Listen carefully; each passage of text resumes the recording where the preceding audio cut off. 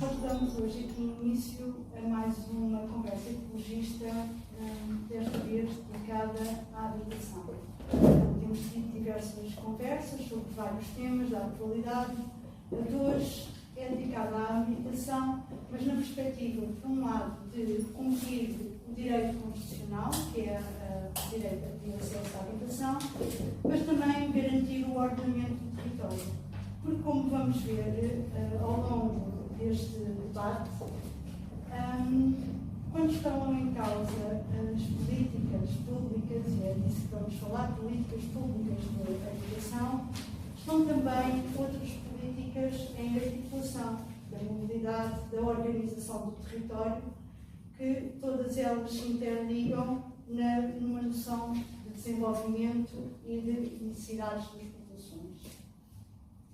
Esta conversa é organizada pelo coletivo de Setúbal e pelo coletivo de Lisboa, do Partido Ecologista dos Verdes. Foi escolhido o tema da habitação porque é, sem dúvida, uma temática que preocupa muito os verdes. É uma temática, para além do aumento do custo de vida, marca a realidade da vida das famílias.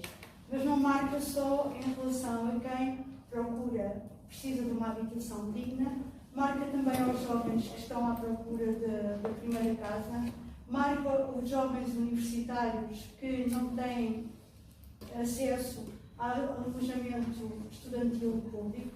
Nós recentemente temos ido às universidades com um documento sobre as problemáticas que achamos que preocupam os jovens, que é a mobilidade, a habitação e o acesso ao ensino superior, e verificamos que a ausência de acesso à habitação estudantil é um problema que impede os jovens e determina a escolha da universidade. Todos os jovens nos têm colocado a habitação como o principal problema que identificam. Mas também temos as dificuldades enormes que foram expressas até na manifestação de 1 de Abril, não é? Aquela manifestação nacional que teve tanta adesão, onde também estiveram aqui muitas destas associações que estão aqui presentes hoje aqui a discutir connosco, que de facto há o aumento da taxa de juros, há também a questão da dificuldade dos preços de arrendamento dos centros, também dos centros habitacionais, e há a grande necessidade de nós discutirmos seriamente a necessidade de haver uma política e respostas públicas para a habitação. Porque esta questão da crise da habitação não é da responsabilidade do mercado, nem é conjuntural. Isto tem responsáveis políticos, tem de quem não regulamentou a área do arrendamento, tem de quem contribuiu para a lei das rendas e do arrendamento, para a lei dos despejos, tem de quem não percebe de que rejuvenescer os centros históricos é contribuir para a viabilidade económica e também social desses espaços. E agora temos também a questão do programa Mais Habitação, que pode ser aqui hoje analisado, mas que também não vai trazer nada de novo.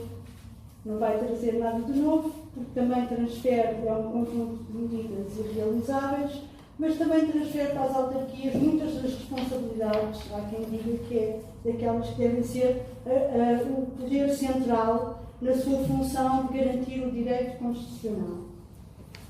Depois também há outra coisa que está a gerar aqui muita polémica agora em termos ambientais, e daí nós temos de incluir não só a questão de cumprir o direito constitucional, mas também o ordenamento do território, que é agora a nova ideia ou medida de trazer solos agrícolas para construir mais habitação, nomeadamente tornando os solos urbanos. Portanto, há toda uma lógica que tem que ser contrariada, e acho que todos estamos unidos aqui neste sentido, e é também uma grande preocupação dos verdes, que é, não é a habitação, sendo um direito constitucional e cumprindo a lei de bases da habitação, tem que ser pensada como um direito também a outras áreas, direito à mobilidade, direito a ter uma casa digna, mas também direito a habitar a cidade e os centros históricos. Não pode ser visto como deixando o interesse imobiliário ou especulativo a definir aquilo que é o futuro dos centros históricos ou aquilo que é o futuro do ordenamento do território. E temos aqui a sorte de ter hoje também 3 excelentes oradores que nos vão ajudar. No fundo, traçámos caminhos também. Nós, claro que temos aqui já algumas medidas, não é? É óbvio que salta-nos a ideia de que é preciso reforçar a habitação pública, não é? É preciso mais alojamento estudantil público. É necessário congelar as rendas. É necessário intervir face ao aumento das taxas de juros. Temos aqui já algumas medidas. Mas continuava eu dizendo que temos aqui 3 excelentes oradores, com um vasto currículo de lutas e de intervenção teórica e académica também, e até política, nesta área da habitação, que é o Tiago Mota Saraiva, arquiteto e urbanista, o Luís Filipe Mendes, geógrafo do Centro de Estudos Geográficos do Instituto de Geografia e Ordenamento do Território da Universidade de Lisboa, e a Cláudia Madeira, eleita na Assembleia Municipal de Lisboa, onde os Verdes têm um grupo municipal também constituído. E eu passava desde já a palavra ao Tiago Mota Saraiva, para nos ajudar também a engrossar aqui como é que nós cumprimos um direito e garantimos o ordenamento do território com respostas públicas.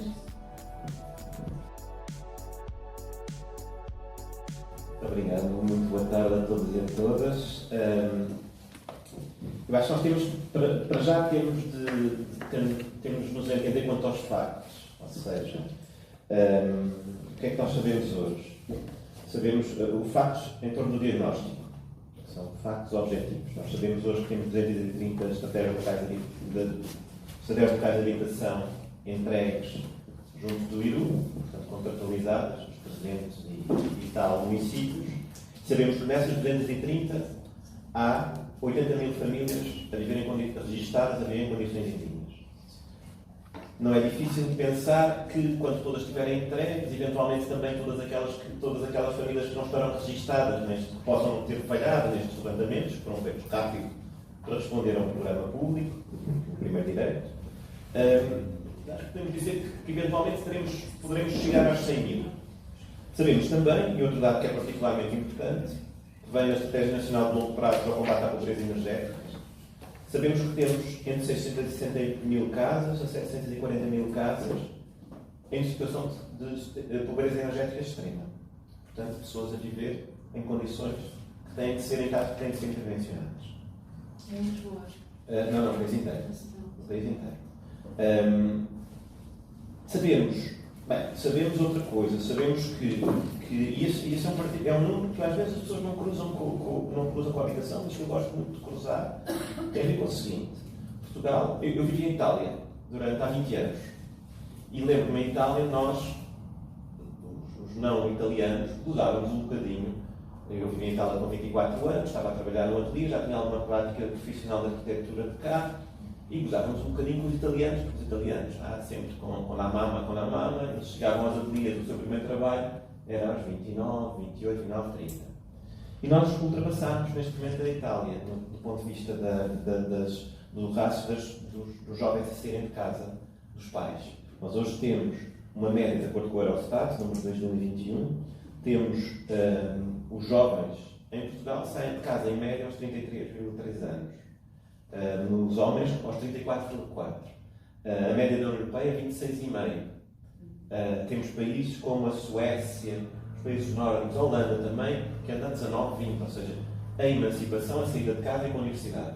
É com a ida para a universidade. Nós hoje não temos isso. E temos um cenário terrível. Isto é uma coisa. É dizer que das duas uma, ou os nossos jovens, por exemplo, não estão imaginem o primeiro filho. Nós vamos ter o primeiro filho, ou vai ser feito em casa dos pais, ou vai ser feito num evento, numa coisa que que se consiga gerar. Pensar isso tem um caráter psicológico muito forte e muito agressivo. Ou seja, implica uma destruturação grande da sociedade. E o problema central não é só a questão da habitação, tem a ver com o cruzamento entre dois fatores, a habitação e os baixos rendimentos, não é? Portanto, nós temos sempre aqui associar, quer dizer, nós podemos ter casas, ter uns a 1000 euros, sem asas dos outros 5000 euros, também, pronto, era outra coisa, não é? Portanto, esta relação cá está muito presente, não é? Entre o salário e o valor da renda, ou o valor do empréstimo para a compra de casa. Portanto, concordemos numa coisa que é vivemos uma situação de emergência que existe respostas rápidas. Nesse sentido, se calhar todos aqui concordamos, noutros planos não. Na verdade, isso agora é transversal a todos os aspectos políticos, que é preciso ter mais habitação pública. Isto não acontecia há 10 anos. Há 10 anos nós estávamos, até, digamos, o aspecto político à direita, até ao PS inclusive, estávamos numa época de vender casas públicas. Os municípios vendiam, estavam na trabalheira, as pessoas estavam sempre a chatear e queriam vender as pessoas que habitavam. Pronto. Faziam os números e vendiam essas casas. Isso foi travado. E também havia uma lógica de não se fazer mais habitação pública. Agora isso foi travado. Ou seja, há uma alteração pela via da pressão pública, há uma alteração, está-se a construir, tem-se objetivos de construir 26 mil casas até 2026. Obrigado, Pedro, pelo convite para aqui estar. É com muito prazer que aqui estou. Aliás, bem-aja por este debate, porque tem-se discutido muito a questão da habitação e o mais habitação, como disse o Tiago, efetivamente relançou, catapultou novamente para a agenda mediática e pública a questão da habitação, mas centrou-se em aspectos que enviesaram completamente e contaminaram toda a discussão pública, que foi a questão do arrendamento forçado. Né? E neste momento, perante toda a pressão que quer os grupos de produtores imobiliários, construtores, toda a economia da construção e do solo está a pressionar o Governo, e o Governo está sob um alvo de um cerco fortíssimo nos principais setores estratégicos e pilares sociais do Estado, que não consegue dar resposta, e sabemos que isso também se prende com décadas de políticas de direita, onde o PS também, para as quais contribuiu, não é?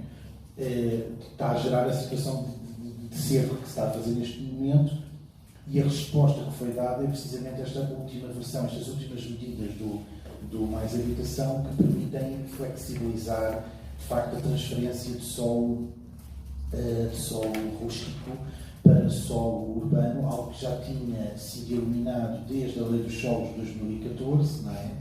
E que agora se retomou no sentido de, eu acho, responder às reivindicações de uma direita e de uma direita proprietária, não é? E de todo um conjunto, as forças da propriedade e da financiarização, quer da habitação, quer do solo, que defendem que há carência de casas. E isso é falso. E é preciso que a esquerda desmonte esta questão. E eu vou falar sobre a questão fundiária, mas quero partir precisamente da questão dos devolutos que falou o Tiago, que é fundamental. Há aqui, claramente, quando olhamos para o programa Mais Habitação, duas orientações. A de que a direita, para querer defender os interesses do imobiliário e da construção, defende que é preciso produzir mais casas. Aliás, se olharmos pela janela, temos um cartaz de uma força política de direita a anunciar precisamente isso, cartaz que está virado para a Assembleia da República, de atenção, mais casas, mais construção. Isso é falso. Nós somos o país da OCDE que tem o maior superávit de construção comparativamente à população. São, no total, 1.400.000 casas a mais do que famílias. Portanto, este 1.400.000 inclui metade são devolutas. Portanto, a questão da construção não é uma questão, é uma falsa questão, é um mito. A questão é que estas casas não estão no mercado. E, portanto, como não estão? Porque estão fechadas, estão para especulação, são segundas residências, como disse o Tiago, mas muitas delas, e esse diagnóstico é que é preciso ser feito, muitas delas deviam estar no mercado e deviam ser coercivamente, através de tomada de posse administrativa, tomadas pelo Estado, como noutras sociais-democracias acontece. Não estou a falar de regimes comunistas, estou a falar de sociais-democracias na Europa avançadíssimas, que ou carregam na carga fiscal sobre os devolutos, porque a propriedade, vamos lá ver, as casas não são feitas para enfeitar as ruas. Não é? As casas são feitas para serem habitadas e moradas. Se elas estão vazias e não cumprem a sua função social e económica para as quais se destinam, tem que haver, da parte da sociedade ou da política, uma força que obriga que isso aconteça. E essa força é o Estado. E o PEV, eu sei que partilha também desta visão de que é ao Estado, que está no artigo 65 da nossa Constituição, é ao Estado, esse é o agente do ordenamento e planeamento do território, quem compete precisamente resolver todos os problemas relativos à habitação, não é? Para além de estabelecer o que é a política pública de habitação, e não vou ler o artigo 65 para não vos cansar, quero dizer-vos que essa é a tese que aqui trago, e acho que todos nós partilhamos, é ao Estado que incumbe efetivamente intervir, não só como promotor e agilizador, mas sobretudo como construtor, como executor, como provisor direto de habitação pública e também como proprietário. Portanto, não estamos a falar só de edificação, de reabilitação, estamos a falar de controle, criação, de uso do solo. E é aí que eu queria chegar, porque eu acho que nós, de facto, o programa Mais Habitação gerou muita celeuma por causa do ordenamento forçado, e depois nós deixamos de lado, e agora chegam estas novas questões, que eu acho que não estão a ser tão discutidas, bem haja novamente pelo debate, que são fundamentais, que é a questão fundiária. Portanto, a questão fundiária surge aqui, eu quero que percebam, e aí o direito ao ordenamento do território encontra-se perecível e encontra-se fragilizado face ao recuo, como já disse o Tiago, e à fragilidade que a posição do Governo tem perante todo um lobby, toda uma pressão, quer da direita, quer das construtoras e dos promotores, que exigem mais construção. Ora, para se exigir mais construção é preciso facilitar licenciamentos.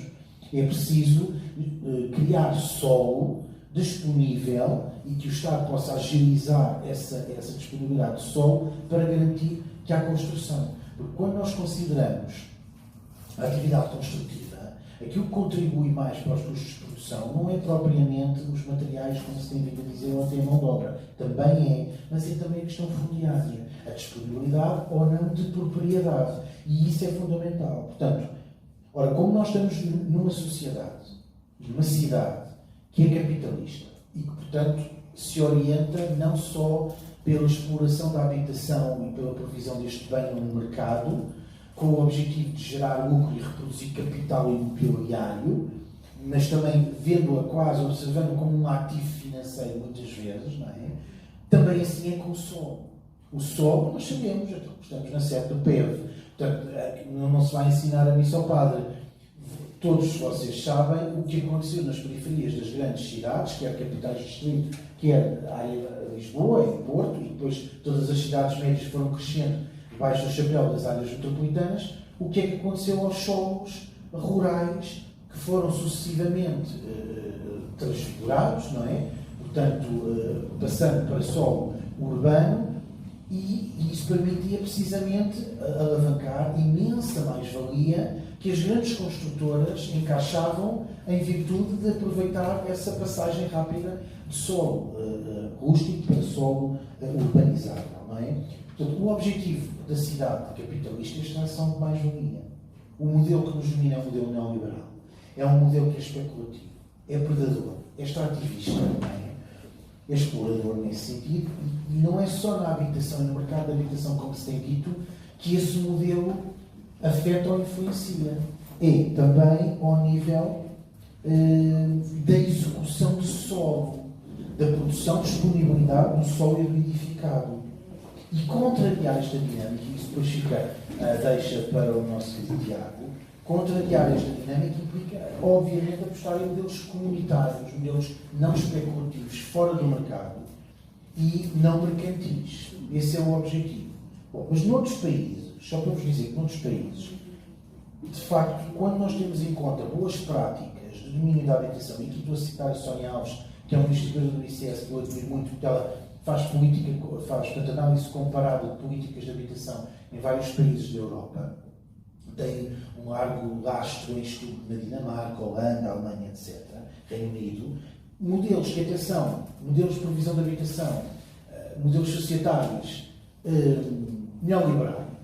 E, no entanto, a questão fundiária nunca é descurada. Se há a questão que é central na política de habitação é a questão fundiária. E em muitas cidades europeias e portuguesas, precisamente, é a escassez de terrenos urbanos para construção, de terrenos que sejam total ou parcialmente urbanizados. É esta a questão, é um dos obstáculos que é levantada a nível político para a provisão de habitação acessível. Lá está, debaixo do chapéu do mito de que é preciso construir mais. Portanto, vejam que eu estou a desconstruir este mito, indo ao encontro do nosso tema, não é? O direito à habitação não tem que ser defendido versus o direito ao ordenamento do território, como a direita propaga. Pelo contrário, é possível conciliar estes dois direitos, sendo que não é necessariamente por nova construção que se vai conseguir aumentar mais habitações no mercado. Portanto, hoje é fundamental que municípios, o Estado, nas suas diversas vertentes, consigam desenvolver políticas e iniciativas fundiárias que permitam, digamos, ir buscar terrenos ou gerar bolsas de terreno ao solo público que consigam dar vazão a esta possibilidade, sem que para isso se sacrifique só de reserva agrícola ou de reserva nacional. Aliás, a bem da verdade, o Mais Habitação também não defende isso.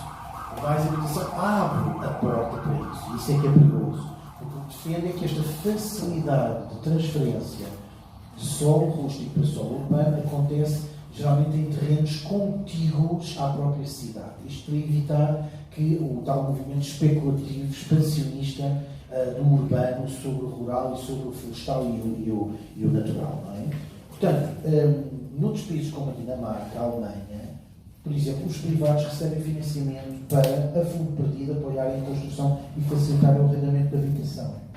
Na generalidade, por exemplo, dos países desenvolvidos, que não é o caso do nosso, as políticas de planeamento não se limitam a uma política de licenciamento urbanístico passivo, que aguardam da parte da iniciativa privada e que ficam até reféns da lógica do mercado para gerar as respostas. Não, o que é que acontece nestes países? Há uma política fundiária pública clara, não só de regulação urbanística, mas também que inclui a compra de terrenos, portanto, ao privado, vai-se buscar à banca, vai-se buscar à finança esses terrenos, de forma a manter essas bolsas, terrenos disponíveis na mão do Estado, e o Estado conseguir influenciar, por via do seu domínio, não é?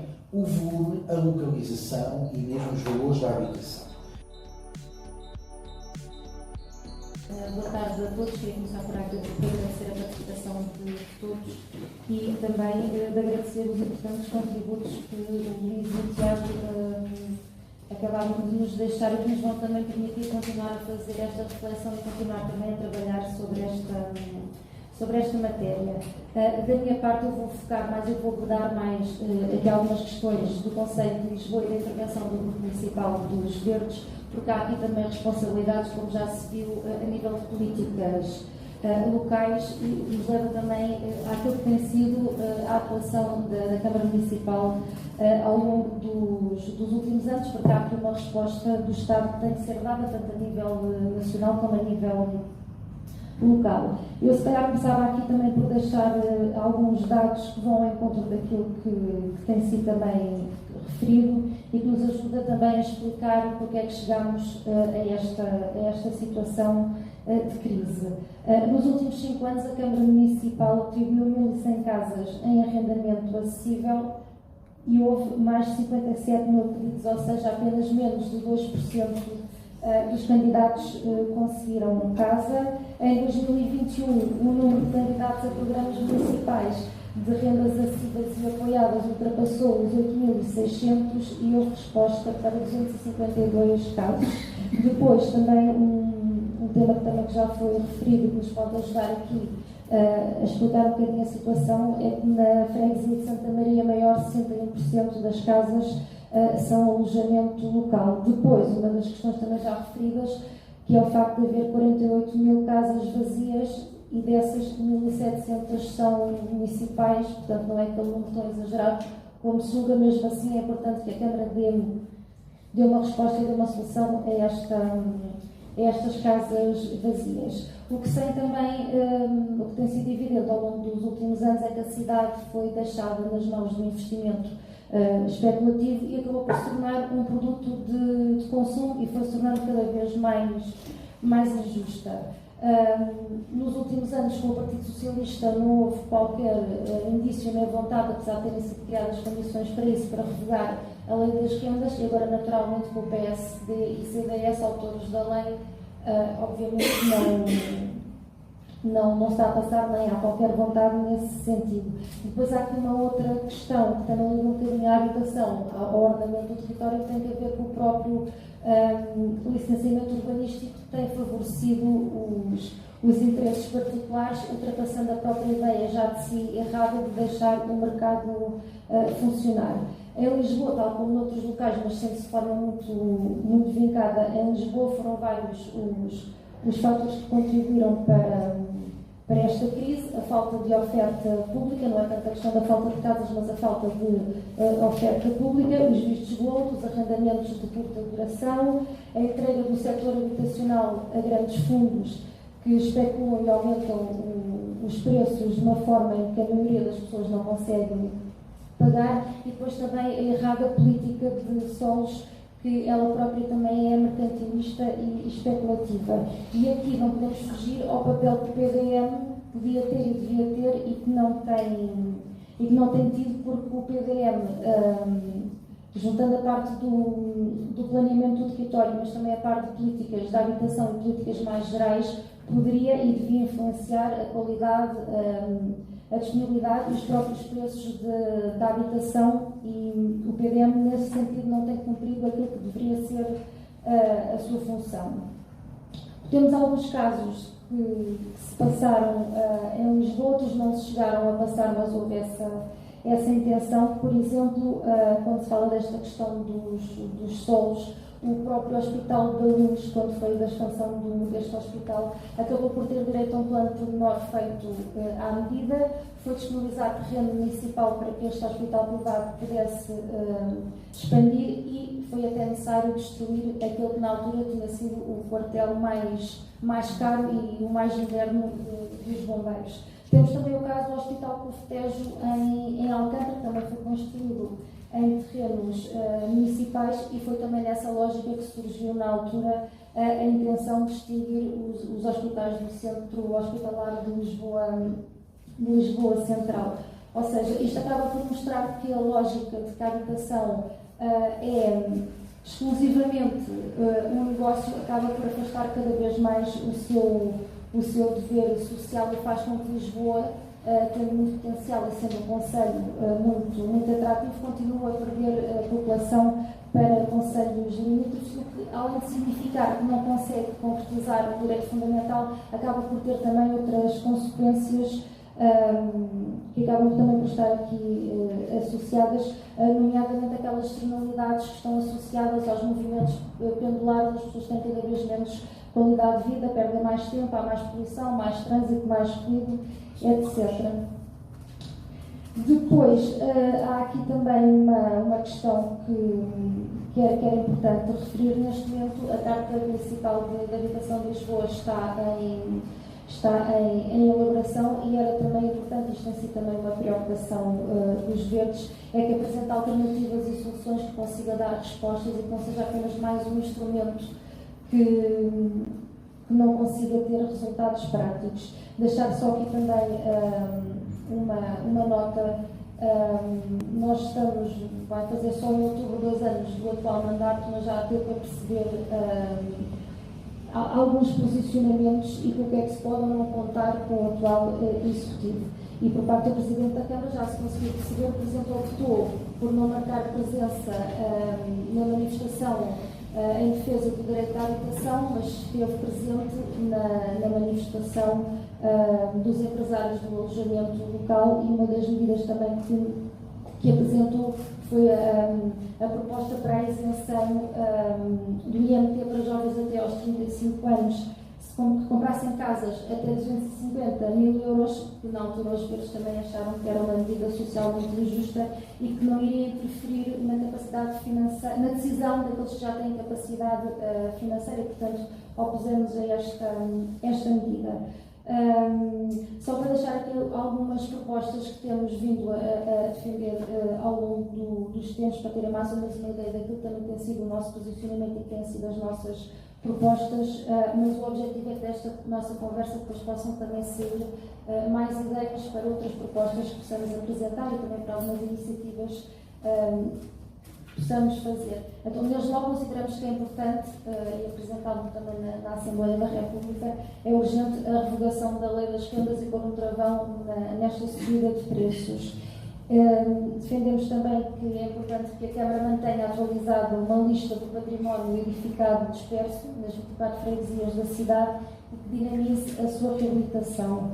É preciso criar uma bolsa municipal de fogos para arrendamento a preços que as pessoas possam realmente pagar. É também importante referir que em Lisboa há muitas famílias elegíveis para a habitação municipal e acaba por não ser atribuída.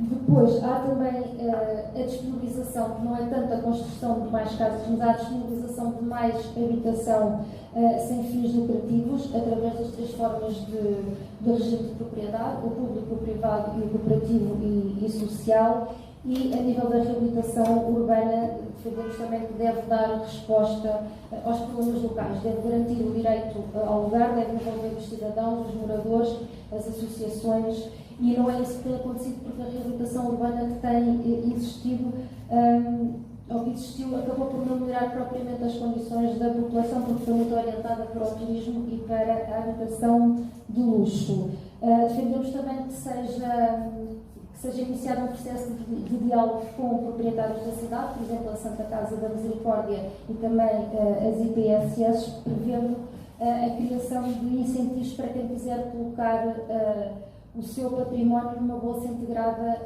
em programas de arrendamento acessível. Depois há aqui também uma questão que, quando se fala de habitação, como estamos a falar de um problema tão grave, que é o facto das pessoas não conseguirem ter casa, depois há aqui algumas vertentes que acabam por ficar um bocadinho esquecidas, mas que não se deve descurar a importância da implementação de um programa de fomento da qualidade das casas em bairros municipais e no edificado disperso também, com 3 vertentes. Um é o combate à pobreza energética, a redução da vulnerabilidade sísmica e também a melhoria das acessibilidades. Temos também uma proposta que consta do programa da CDU, com que concorremos às eleições, que eu julgo que vai um bocadinho ao encontro de uma proposta que o Luís referiu, que é nas novas construções para uso habitacional ou em reabilitações profundas e cuja superfície de pavimento seja superior a 2.000 metros quadrados, que haja uma cedência dessa parcela, da parcela dessa superfície para arrendamento a custos acessíveis. E, portanto, estas são apenas algumas das propostas que temos vindo a defender, temos vindo a apresentar, e dizer também que há outras que estão a ser trabalhadas em conjunto com o representante dos Verdes no Conselho Municipal de Habitação, que também é eleito na freguesia de Santa Maria Maior e que infelizmente não conseguiu estar hoje aqui presente no debate, mas há um conjunto de temas que serão trabalhados agora no futuro próximo, por exemplo, em relação às residências universitárias, às áreas urbanas de gênese ilegal, aos bairros municipais que continuam a apresentar muitos problemas, há a questão também do alojamento local, também no sentido de se conseguir aqui um equilíbrio, porque nós não queremos viabilizar o alojamento local, mas ultrapassou os limites da sustentabilidade, é importante encontrarmos aqui um equilíbrio, é nesse sentido que vamos também trabalhar agora no futuro próximo. Sou Andreia, pertenço a um movimento Porta a Porta, Casa para Todos, e é um direito, aliás, é um movimento por direito à habitação, já conta com expressão nacional, e desenvolvemos atividades nos distritos de Lisboa, Setúbal, Braga, Évora e Porto. Desde o aumento insuportável das rendas e dos juros, até à falta de parque habitacional público para as pessoas que trabalham e estudam em Portugal, este é um flagelo que acaba por afetar todos os cidadãos. Em todos os momentos da nossa vida nós precisamos de uma habitação digna, precisamos de uma casa para estudar, uma casa para trabalhar, uma casa para construirmos família, uma casa para envelhecer, enfim, no fundo precisamos de uma casa para viver. Ser a reabilitação e não a nova construção, viver como já foi dito, e também que realmente é ficar completamente fora de parte a desafetação da renda e da renda, que também para nós que não pode ser, não é? Não pode ser. E relativamente à história do programa da Mais Habitação, o turismo realmente é uma atividade económica muito importante, mas acaba por Com este, tem que haver alguns limites para esta atividade, não é? Porque às vezes também afeta não só a habitação, mas também acaba por afetar os solos rurais e até a paisagem, portanto também tem que haver limites para esta atividade. E também é importante que, relativamente à história da construção, que seja servida por transportes de qualidade pesados, ou seja, ferrovia ou metro, ou seja, construção sim, mas tem que se pensar como é que as pessoas chegam aos postos de trabalho, como é que circulam. Basicamente são estes os pontos que nós achamos importantes. Isto é transversal ao país, não é? Portanto, eu vivo em Vila da Franca de Xera e revi-me em todas as palavras que aqui foram proferidas relativamente ao que se passa no território aqui da cidade de Lisboa. A especulação, a falta de habitação para quem não tem vencimentos ordenados que permitam aceder à especulação imobiliária e também houve aqui algo que foi dito que eu comungo em muito e que acho que nesta nova lei, de facto, fica efetivamente a porta aberta para a alteração à tipologia dos solos. Quando, de facto, como aqui também já foi referido, na minha opinião, não faltam habitações. As habitações não faltam. Essa é uma falsa questão, exatamente para continuarmos sempre a privilegiar os que sempre foram privilegiados e a promover mais especulação, e mais especulação é o que está sobre a mesa. Porque não adianta construirmos, permeabilizar solos, que é o que temos estado a fazer desordenadamente. De facto, são os jovens que estão muito prejudicados neste momento com estas políticas especulativas e quase agiotas que estão a tender sobre o direito à habitação e a especulação imobiliária é dramática. Mas, portanto, os idosos é algo que temos de pensar, porque são, juntamente com os jovens, aqueles que no fim da vida não têm possibilidade de reagir contra o poder. E o direito à habitação, no meu entender e no nosso entender, tem que ser visto também de uma outra forma. O direito à habitação funda-se num princípio fundamental e essencial das sociedades modernas e contemporâneas e democráticas, que é o princípio da dignidade absoluta. E, portanto, isto para dizer que o rendimento das pessoas, que já foi referido pelo Tiago, de facto, é indissociável deste direito. É fundamental analisar este aspecto. Neste quadro, já foi aqui dito, e penso que no fim de tudo, não sou eu agora a dizer, a oferta de habitação pública em Portugal é de apenas 2%. Para isto é um valor extremamente baixo. Mesmo que consideremos que existe o objetivo de chegar aos 5%, não é? Com este programa, continuará a ser um valor extremamente baixo. Se compararmos, por exemplo, com aquilo que já temos hoje nos Países Baixos, por 29,1%. Normalmente, quando nós falamos da Constituição, falamos sempre de duas coisas. Quem defende a habitação pública defende que o Estado é quem tem que garantir uma política de habitação e a produção de habitação. Quem defende uma política privada diz que os privados, que está lá no artigo número 2, linha A, os privados também podem, o Estado pode dar aos privados também essa possibilidade, mas depois na linha B diz uma coisa que normalmente só é lida à metade, que diz que os privados podem também promover essas operações e podem suprir as necessidades de habitação, e depois tem lá uma parte entre vírgulas que diz assim, desde que condicionado ao interesse geral. E eu acho que está no interesse público da sociedade. E esta aqui é uma questão que depois determina a opção política, porque esta é a parte que a direita está sempre a esquecer,